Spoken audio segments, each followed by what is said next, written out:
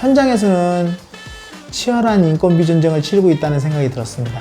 인건비를 비롯해서 임대료, 보증금이 필요 없는 대신 시간을 투자해서 수익을 창출할 수 있는 이런 방법이었어요.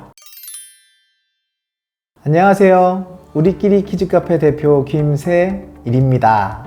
반갑습니다. 잘 지내셨죠? 요즘 들어서 주변에 창업하시는 분들이 참 많아진 것 같아요. 물론 처음부터 창업을 선택하시는 분들도 계시지만 기존에 직장이 있는 분이나 사업을 하던 분들도 추가로 창업을 하거나 자녀 양육만 하시던 분들도 새로운 도전으로 창업 시장으로 많이 진입하고 계신 추세입니다. 그래서 오늘은 최근 창업 트렌드가 어떻게 변화하고 있는지에 대해서 설명해 드리도록 하겠습니다. 아무래도 창업 트렌드는 박람회를 통해서 알아보는 경우가 많은데요. 국내에서 열리는 큰 규모의 창업 박람회 중에 코엑스에서 열리는 IFS 프랜차이즈 창업 박람회라는 게 있어요. 1년에 2번, 상반기는 3월에 하고 하반기는 10월에 열리고 있는데요. 우리끼리는 작년 하반기 창업 박람회에 참여했었고 올해는 상반기 창업 박람회에 산업 관계자로 참여했었습니다. 창업 트렌드에 대해서 어떻게 설명을 드릴까 이렇게 생각하다가 단순히 창업 박람회를 소개하기보다는 상반기와 하반기 그리고 작년과 올해의 창업 시장의 변화를 박람회에 참여한 브랜드의 종류와 창업 내용을 비교해서 설명드리면 좋을 것 같아서 창업 박람회로 보는 2024 창업 트렌드로 준비해 왔는데 도움이 되셨으면 좋겠습니다. 준비되셨죠?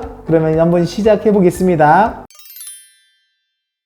매년 상반기와 하반기에 열리는 IFS 프랜차이즈 창업 박람회는 2023년 하반기에는 300여 개의 업체와 브랜드가 참여했고요. 2024년에는 350여 개의 업체와 브랜드가 참가했어요. 거의 매년 보면 하반기보다 상반기에 더 많은 업체나 브랜드가 참가하는 것 같아요. 이번에 참여한 업체 수를 사업 분야별로 작년 하반기와 비교해 봤을 때 늘어난 분야도 있고 줄어든 분야도 있었는데 외식, 도소매, 유통 설비 분야는 증가했지만 서비스 분야는 감소했더라고요.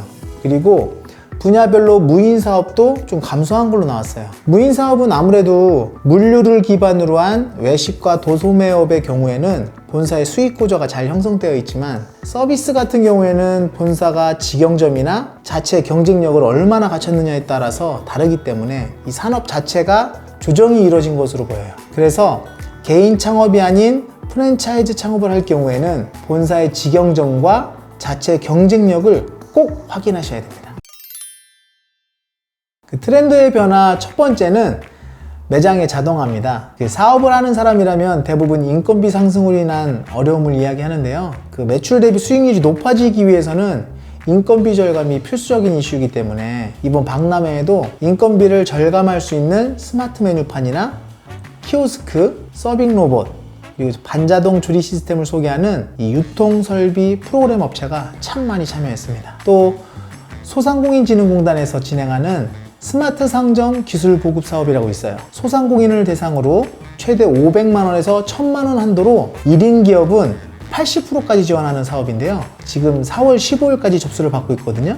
정부에서도 최근 소상공인과 1인 기업이 주로 창업을 하고 있다는 반증으로 이 사업을 진행하고 있는 것 같아요. 그래서 많은 업체가 지원 사업을 받을 수 있는 창업자들이 지금 창업 박람회에 많이 있잖아요. 그래서 홍보하기 위해서 많이 참여한 것 같아요. 또 외식업의 경우에는 반자동 조리기구나 서빙 로봇 등을 중점적으로 홍보하는 걸 봤을 때 현장에서는 치열한 인건비 전쟁을 치르고 있다는 생각이 들었습니다. 트렌드의 변화 두 번째는 다양한 창업 방식이에요. 이번에 제 눈길을 끌던 건 창업 방식이었는데 아무래도 창업을 하려면 상권 분석이나 계약, 투자 비용과 운영 비용 등 다양한 부분을 체크해야 되잖아요. 무엇보다 비용 관리나 수익률을 보존하는 방안이 정말 중요해요. 그런데 이번 박람회는 재택 창업, 투자형 창업, 그리고 건물주 창업 등 자신이 가지고 있는 장점을 이제 극대화해서 시간이나 소자본 그리고 부동산 등 리스크를 낮출 수 있는 방법이 이제 감안된 것 같아요. 그래서 맞춤형 창업 형태가 눈길을 끌었습니다. 그중 몇 가지만 알려드리면 재택 창업 아이템은 주로 시간을 투자해서 수익을 창출할 수 있는 방법을 제안했는데요. A 브랜드는 기계를 구매하면 집에서 직접 굿즈를 제작해서 판매하는 수익 모델이었고 B 브랜드는 저녁 이후의 시간을 활용해서 거주지를 중심으로 장비를 구입해서 아파트 친환경 출장 세차를 통해 수익을 창출할 수 있는 수익 모델이었는데, 두 가지 형태 모두가 인건비를 비롯해서 임대료, 보증금이 필요 없는 대신 시간을 투자해서 수익을 창출할 수 있는 이런 방법이었어요.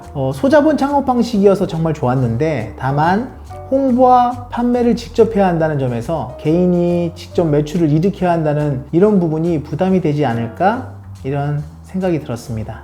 그리고 투자형 창업 아이템은 주로 정해진 기간 동안 자본을 투자하고 수익을 분배받는 그런 수익 모델인데, 한 브랜드는 예비 창업자가 정해져 있는 기간 동안 정해져 있는 금액을 투자만 하면 나머지를 가맹본부에서 다 하는 거예요. 그래서 나머지는 가맹본부가 투자하고 운영 관리를 해서 수익이 나면 그 부분에 대해서 분배한다, 이렇게 하더라고요. 폐업 시에는 이제 일부 투자 비용을 보존하기도 하고 최소 수익을 얼마를 보장합니다, 이렇게 얘기하면서 우리는 리스크를 관리합니다 라는 안내를 하고 있더라고요. 우리끼리도 투자형 창업을 진행하고 있는데, 고정 투자 비용과 투자금 회수, 그리고 투자 비용 보존, 이런 부분들은 비슷한 것 같아요. 다만 투자형 창업의 경우 투자 비용 회수나 보장성 비용이 있는 반면에 투자 비용 대비 수익률이 얼마나 되냐, 이런 부분들은 꼭 확인해 볼 필요가 있는 것 같습니다. 또 건물형 창업은 최근 부동산 경기가 안 좋아지면서 공실이 좀 늘어나고 있잖아요. 그런 건물주를 대상으로 한 창업 방식인데요. 어떤 브랜드는 이제 무인마트인데, 건물주가 자기 건물에 직접 매장을 운영할 수 있는 건물주 창업을 강조하면서 공실률도 줄이고 브랜드에 따라서 부동산 가치도 올릴 수 있습니다, 이런 부분들을 주로 얘기했는데, 저희도 건물주 창업을 2년 전부터 운영하고 있었거든요. 근데 대부분의 건물주가 직접 운영하는 것을 되게 부담스러워해요. 그래서 이 부분에 대한 대책이 있는지가 좀 궁금했습니다. 저희는 그 본사에서 시설을 투자하고 운영관리까지 다 해서 순수익의 50%를 지급하고 있거든요. 그래서 그런 점에서 메리트를 느껴가지고 하시는 분들이 많아요. 근데 이 초기 진입할 때 내가 가진 이 업종과 건물이 맞는지를 한번 고민하셔야 돼요. 요즘에 공실이 많은 건 저층이 좀 많거든요. 그래서 저층은 대부분 좀 작아요. 근데 저희는 무인 키즈카페다 보니까 좀 크기를 30평 정도 내외를 해야 돼요. 그래서 저층이더라도 면적이 되거나 아니면 저희 업종과 맞는지를 비교한 다음에 시정성이나 상권을 한번 검토해서 말씀을 드리고, 저희가 안 맞는다 그러면 저희는 좀 거절을 하는 편이에요. 그래서 이 업종과 내 건물이 맞는지를 검토하고 한다면 이 건물주 창업에 대한 부분들도 상당히 매력적인 아이템인 것 같습니다.